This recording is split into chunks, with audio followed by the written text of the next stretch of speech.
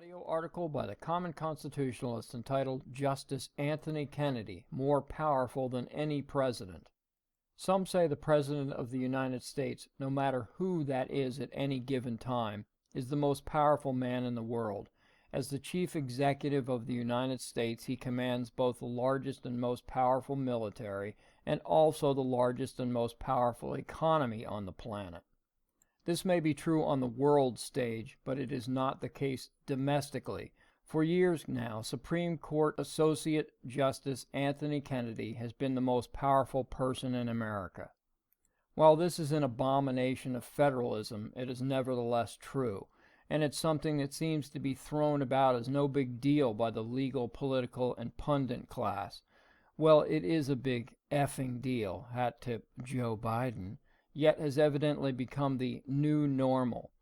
We have devolved from the founder's vision of three equal branches providing checks and balances on one another to being ruled by 9 black-robed oligarchs to now the reality we face today, that our freedoms and liberties, our economy, everything we hold dear is controlled by a single individual. In Justice Kennedy's hands, or his vote, he holds the future of America. We have never been so close to a dictatorship as we are today, and by one who cannot be voted out or otherwise removed. Like a dictator, it is he and he alone who decides to stay or go. But unlike a dictator, there is little fear of assassination. Many on the left and the right have stated their fear of President Trump becoming a strong-armed dictator, but that fear has little merit. Just like Obama, regardless of what he does, what harm he can cause to, or good he can do for America, depending on your perspective, it will last no more than 8 years.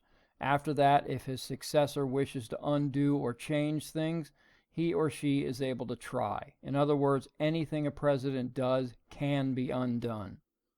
This is not the case regarding Supreme Court decisions. As we've experienced, with much frustration, I might add, there appears to be little, if anything, we can or will do to overturn a bad Supreme Court decision.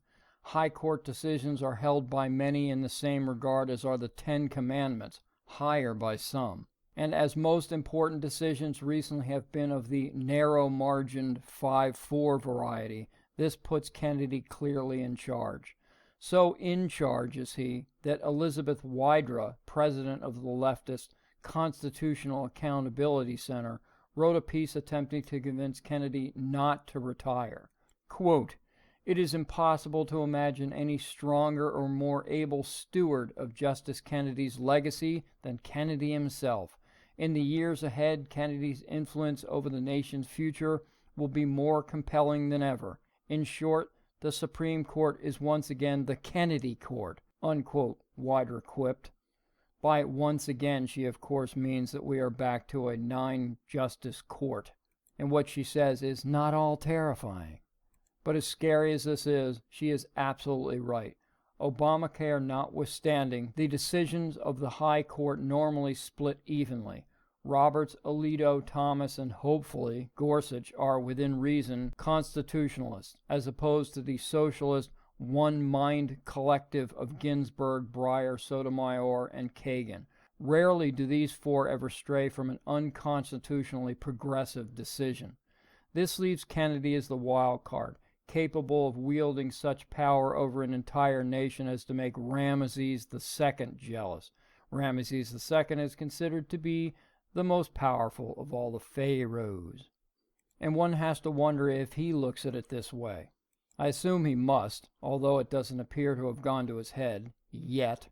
So my hope, and I'm sure that of all conservatives, is that Kennedy goes quietly into the night, as in retires, not dies, without a fuss, and with as little fanfare as possible, so Trump may nominate someone we, and more importantly the Constitution, can consistently count on. Thank you for listening.